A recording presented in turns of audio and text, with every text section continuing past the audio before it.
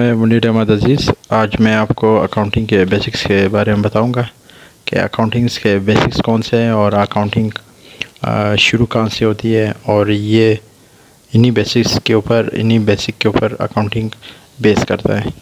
तो मैं 2-3 बुक्स के बारे में बताऊंगा। फ़िलहाल मैं दो बुक्स का मेंशन कर रहा हूँ। तीसरा बुक के बारे में डिस्क्रिप्शन में मैं मेंशन कर दूँगा। तो फ़िलहाल ये अकाउंटिंग साइकिल के ऊपर पूरे अकाउंटिंग का इन्हिसार है।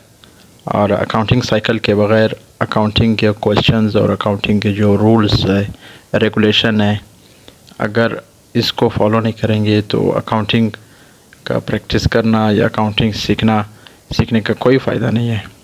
तो अकाउंटिंग के जो साइकिल है मैं आपको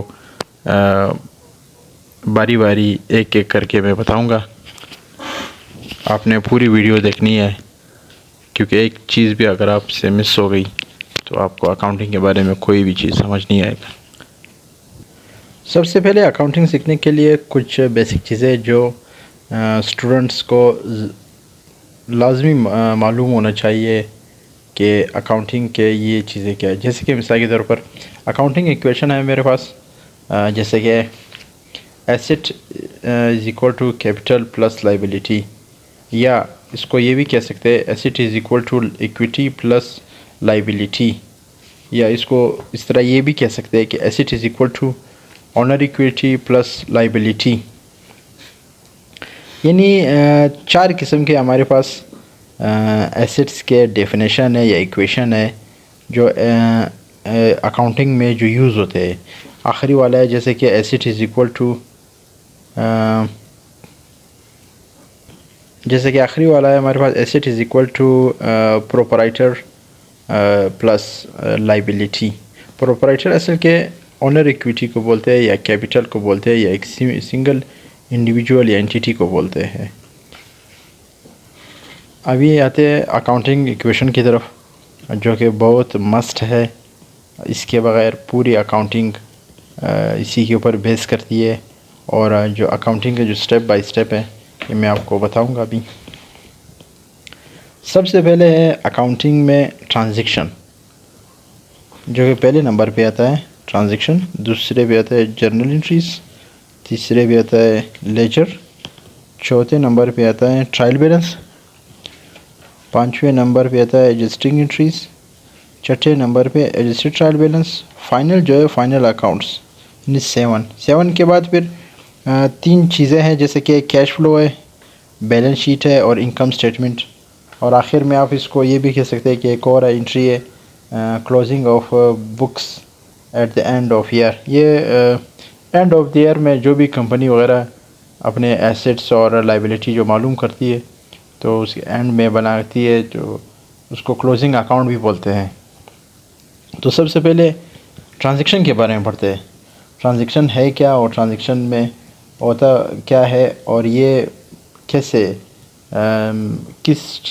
किन चीज़ों के बारे में हम लोग रिकॉर्ड करते हैं अकाउंटिंग में। अकाउंटिंग में ट्रांजैक्शन जो है ये एक सोर्स डॉक्यूमेंट है।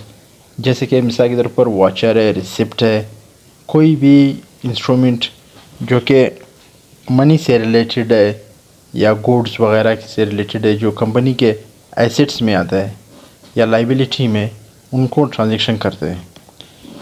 दूसरे नंबर पे जर्नल एंट्रीज़ आती है। जर्नल एंट्रीज़ क्या होती है? जर्नल एंट्रीज़ जो है ये एक सोर्स डॉक्यूमेंट है जो कि जर्नलाइज करते हैं इन जर्नल का नाम जो है ये भी है journal.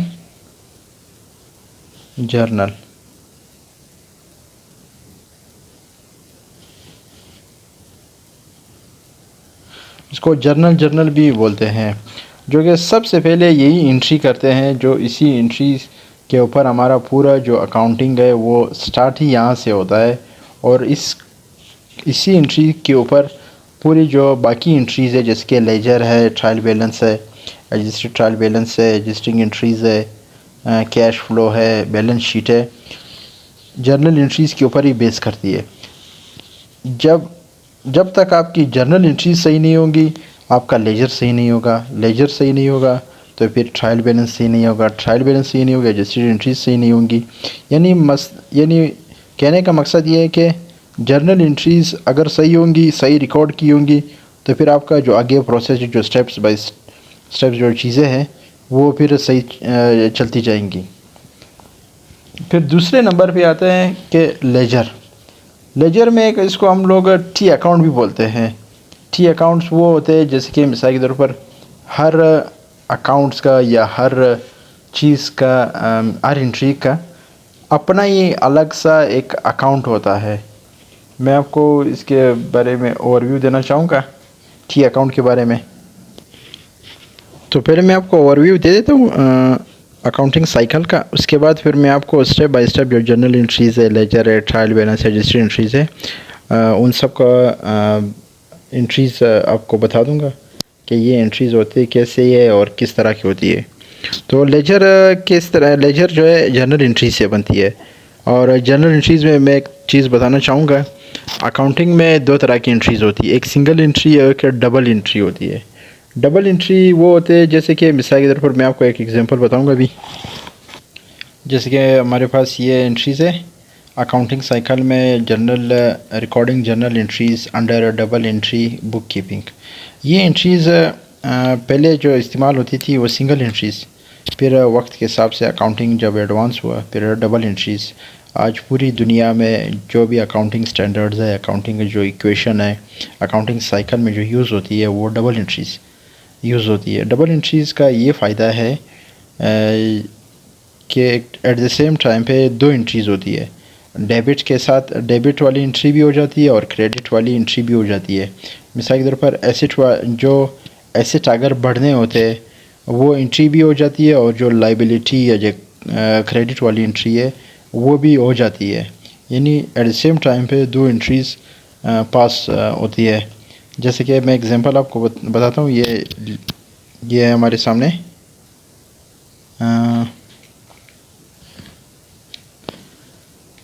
a merchant when sells 5 kg of sugar of cash 400 rupees, he records in his cash register that cash has increased by 400. He does ये सिंगल एंट्री का बता रहा हूँ पहले।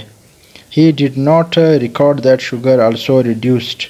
He record only one effect of transaction. ये single entry के बारे में बता रहे हैं क्योंकि इसने एक एंट्री के बारे में पहले बताया। अब डबल एंट्री का मैं एक फ़र्क भी बताना चाहूँगा। जैसे कि however double entry book keeping system requires that both effects of the transaction should be recorded, what has gone out of business and what has come in the business. It means that both changes should be recorded. In such a recording of transaction is called double entry system. In single entry में इसने ये बताया था कि एक entry इन्होंने पास की कि इसने शुगर 5 kg शुगर सेल की और 400 रुपीज़ की एक एंट्री इसने रिकॉर्ड किया। और डबल एंट्री में इसने हमें ये समझाया कि बिज़नेस में कि इसने जो एंट्री रिकॉर्ड की, क्या चीज़ गया बिज़नेस से और क्या चीज़ आया। इसका मतलब है कि चेंज क्या आया बिज़नेस में।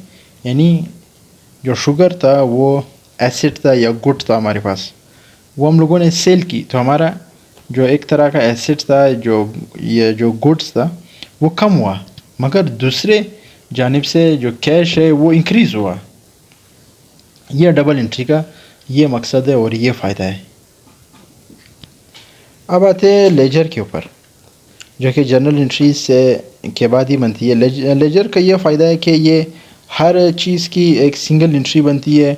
और मिसाल के तौर पर अगर कैश है, कैश जितने भी जर्नल एंट्रीज़ में कैश की जो ट्रांजैक्शन हुई है, चाहे डेबिट साइड में हुई है, वो हम लोग लेजर में डेबिट साइड में लिखेंगे, और अगर क्रेडिट साइड में एंट्रीज़ हुई है तो फिर हम उसको क्रेडिट साइड में लिखेंगे। एट द एंड जो जिस साइड यानी डेबिट साइड अगर, तो लेजर अकाउंट में जिस साइड की एंट्री कम होगी तो फिर जो लेफ़्ट हैंड साइड की जो एंट्री यानी डेबिट साइड की अगर एंट्री कम होगी और क्रेडिट साइड की एंट्री ज़्यादा होंगी तो फिर हम लोग क्रेडिट साइड का जो अमाउंट है वो डेबिट साइड में लिख कर उसको इक्वल कर देंगे। मैं आपको एक एग्जांपल बताऊंगा। जैसे कि मैंने कहा था कि लेजर में हर अकाउंट की एंट्री अलग अलग बनेगी। कैश अकाउंट की अलग बनेगी, कैपिटल की अलग बनेगी, बिल्डिंग की अलग बनेगी, परचेजेस की अलग बनेगी। मुख्तलिफ डेट में ये प्रोसीजर भी है कैश लेजर अकाउंट का। और हर एंट्रीज़, हर डेट वाली की जो एंट्रीज़ है वो अलग अलग लिखी हुई है। जैसे कि मिसाल के तौर पर पहले तारीख, पहले महीने 2015 में कैपिटल अकाउंट जो एंट्री हुई थी वो 1 मिलियन की हुई थी। फिर दूसरे तारीख में डेबिट साइड में हुई थी। और दूसरे में ये है कि सेल्स अकाउंट है, उसकी एंट्री 2 तारीख को हुई थी, 5,50,000 रुपये। और 5 तारीख को 12 लाख रुपए की एंट्री हुई थी। फिर 20 तारीख को बिल्डिंग की एंट्री हुई थी क्रेडिट साइड पे। और को फिर परचेज अकाउंट की एंट्री हुई थी। और 15 तारीख को फिर सेल्स अकाउंट की एंट्री हुई थी। यानी मिसाल के तौर पर ये है कि जो भी एंट्रीज़ वहाँ पर जर्नल में हुई है वो एंट्रीज़ यहाँ पर लेजर अकाउंट में भी हुई है। लेकिन एक ख़ास बात लेजर अकाउंट का ये है, मिसाल के तौर पर जैसे कि इसको अगर हम कैलकुलेट करते हैं, ये 27,50,000 रुपये थे। और इसको जब हम लोग कैलकुलेट करते हैं ये कम आ रहे होते हैं, तो इसका डिफरेंस कैसे पूरा करते हैं इस टोटल को, ये जितने भी अमाउंट हम लोग टोटल किए हुए थे इससे माइनस करके ये पूरा करते हैं। जैसे कि मिसाल के तौर पर, जैसे कि मैं आपको अभी बताना चाहूँगा, अब वहाँ पर है 5 लाख,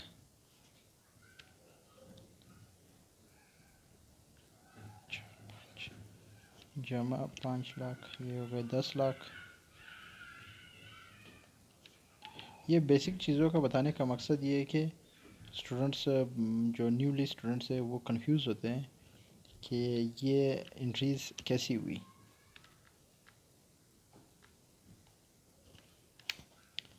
यहाँ पर आ रहा है हमारे पास 11 लाख रुपए, ठीक है। अब डेबिट साइड में एंट्रीज़ कितनी आ रही है, एंट्रीज़ कितनी अमाउंट की आ रही है, 27,50,000 रुपये की। और जो हम लोगों ने इसको कैलकुलेट किया तो ये एंट्रीज़ कितनी अमाउंट की आ रही है, 11 लाख रुपए की। तो हम लोग क्या करेंगे, माइनस करेंगे इसको 27 लाख से, या 27 लाख को 11 लाख से माइनस करेंगे। -27,50,000। डिफरेंस कितना है का आ रहा है, 16,50,000 रुपये। तो जिस साइड पे डिफरेंस आएगा इस अमाउंट को हम लोग उधर ही लिखेंगे। 16,50,000 रुपये को हम लोगों ने यहाँ पर लिखा, और जो 11 लाख में 16,50,000 रुपये जो हम ऐड करते हैं कितना आएगा, जमा, और 11 लाख रुपये ऐड करेंगे।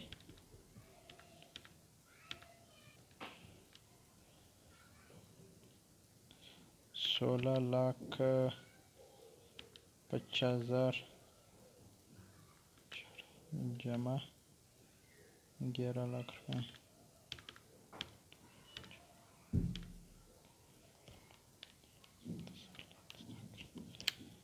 तो ये हमारे पास आ गया 27,50,000 रुपये।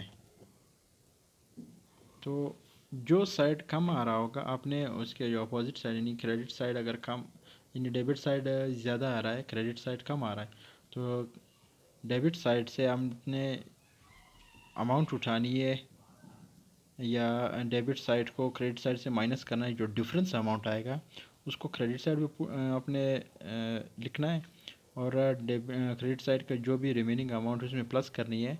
तो क्रेडिट साइड और डेबिट साइड इक्वल आ गए। ये लेजर अकाउंट की जो ख़ास बात ये है। ये लेजर अकाउंट की पूरी एंट्रीज़ हैं। मैं तफसील से वापस आप लोगों को पूरे जर्नल और लेजर वगैरह इनके क्वेश्चंस भी करके दिखाऊंगा। अगर इस वीडियो में हुआ तो ठीक है, वरना अगली वीडियो में मैं आप लोगों को करके दिखाऊंगा। अब आते हैं कि एडजस्टेड एंट्रीज़ कैसी बनती है और ट्रायल बैलेंस कैसे बनता है। ट्रायल बैलेंस हम लोगों ने जो लेजर अकाउंट बनाया हुआ था उन्हीं से ही हम लोगों ने वापस वो एंट्री लेनी है। तो जो क्रेडिट में थे वो यानी मिसाल के तौर पर जैसे कि यहाँ पर आ रहा है, ये ट्रायल बैलेंस का एक रफ फॉर्मेट है आप लोगों के सामने, ये वाला। असल जो फॉर्मेट यहाँ पर है या जो क्वेश्चन सॉल्व किया गया है वो यहाँ पर है। हम लोगों ने कहा था ये क्वेश्चन था जो अभी मैंने दिखाया था, यहाँ पर कैश अकाउंट था, बैलेंस क्रेडिट बैलेंस 16,50,000 रुपये, ये क्रेडिट साइड में आ रहा है। तो कुछ चीज़ों का ख्याल आपने इस तरह रखना है कि आप यहाँ पर कैश जो है क्रेडिट साइड में आ रहा था और आपने उसको फिर डेबिट साइड में लिखना है। बिल्डिंग, ऑफिस बिल्डिंग यहाँ पर क्रेडिट साइड में आ रहा है, आप लोगों ने उसको डेबिट साइड में लिखना है। 5,00,000 परचेजेज है, वो मैं जब आप आगे क्वेश्चन करवाऊँगा तो आपने उस क्वेश्चन में इंशाल्लाह आप कंफ्यूज नहीं होंगे। ये सिर्फ एक ओवरव्यू है क्वेश्चंस के बारे में कि ये रजिस्टर्ड एंट्रीज या ट्रायल बैलेंस कैसे होता है।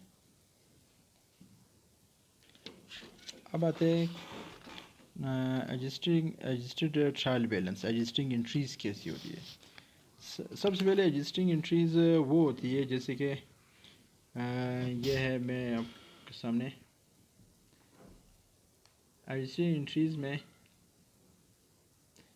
Register entries are usually made on the last day of accounting period, yearly, quarterly, month, to adjust account balance. Register entries are recording so that financial statement reflects the revenue that has been earned and the expenses that were incurred during the accounting period. Registering entries is that it will usually involve in one income statement and one balance sheet. The purpose of each existing entries is to get both income statement and balance sheet to be accurate. Some existing entries is needed. Revenue has been earned but not has been recorded, and expenses may have been incurred but it isn't balance. Company may paid for 15 month insurance in advance at the and 12 month. कुछ चीज़ें जो कि आप लोगों ने basics है, जिस तरह एक पेज में मैंने अंडरलाइन की हुई है, आप लोग खुद भी पढ़ सकते हैं। You have prepared unregistered trial balance and then you have asked to prepare registering entries required record accurate salaries 6,000 ton.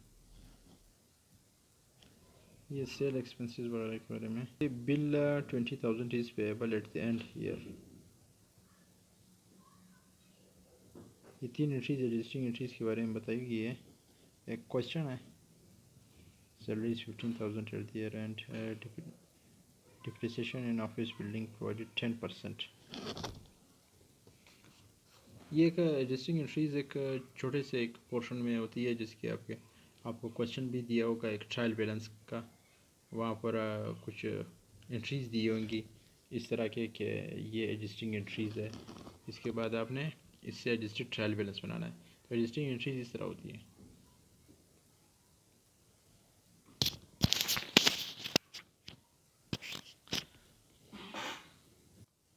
इसके बाद आता है कि रजिस्टरिंग एंट्रीज़ के बाद registered trial balance. Registered trial balance कैसा होता है? रजिस्टर्ड ट्रायल बैलेंस मैं आपको बुक एक क्वेश्चन है, मैं आपको उसमें दिखाता हूँ। ये है registered trial balance as per registering entries. जैसे कि यहाँ पर ये है कैश है 16,50,000 रुपये, ये वही क्वेश्चन था। और ऑफिस बिल्डिंग 5 लाख रुपीज़ है, परचेजेस 12 लाख है, सैलरीज 30,000 की थी, 15,000 30 + 15 45,000 है। इलेक्ट्रिसिटी बिल, ये रजिस्टरिंग एंट्रीज 20,000 20,000। डिप्रिसिएशन एक्सपेंस यहाँ पर ये 5 लाख रुपये था, मगर 10% इस पे लगा था, तो 5 lakh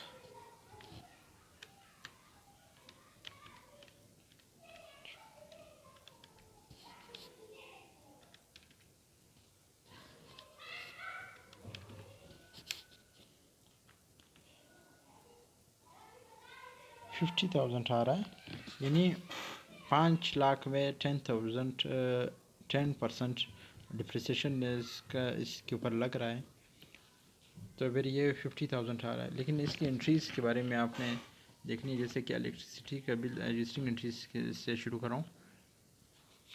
registered electricity bill account 20,000, bill payable account 20,000, ठीक है। इसमें नरेशन में क्या लिखना है आपने, to record electricity bill payable at the end of year. और salary expense account, salary payable account to record salary account, ठीक है। Depreciation expense account 5 lakh multiply by 10%, 50,000 आ गया।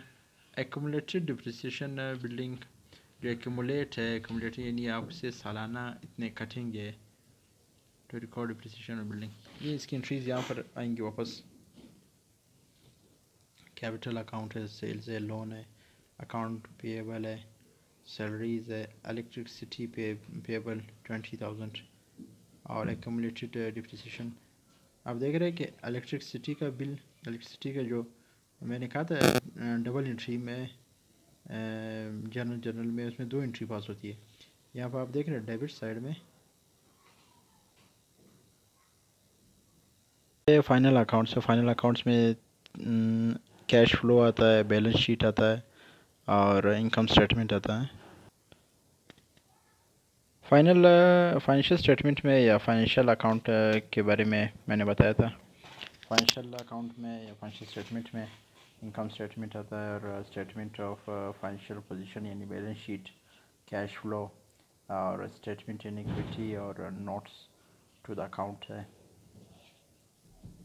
ये एक प्रोसीजर है कैश इनकम स्टेटमेंट का, इस तरह इनकम स्टेटमेंट बनता है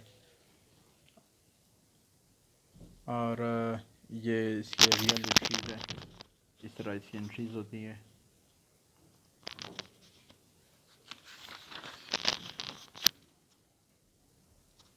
ये है बैलेंस शीट। बैलेंस शीट में मैं सिर्फ इस वीडियो में आप लोगों को ओवरव्यू दूंगा कि ये बैलेंस शीट कैसे होता है, कैश फ्लो और इनकम स्टेटमेंट किस तरह के होते हैं। अगली वीडियो में फिर मैं आपको डिटेल में हर चीज़ के एंट्रीज करके दिखाऊंगा। ये ऑनर इक्विटी,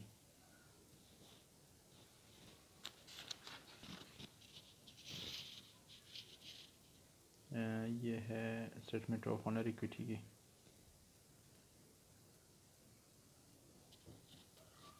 और ये अकाउंटिंग हेड्स है, एसेट है, कैपिटल, लाइबिलिटी, इनकम और एक्सपेंसेस।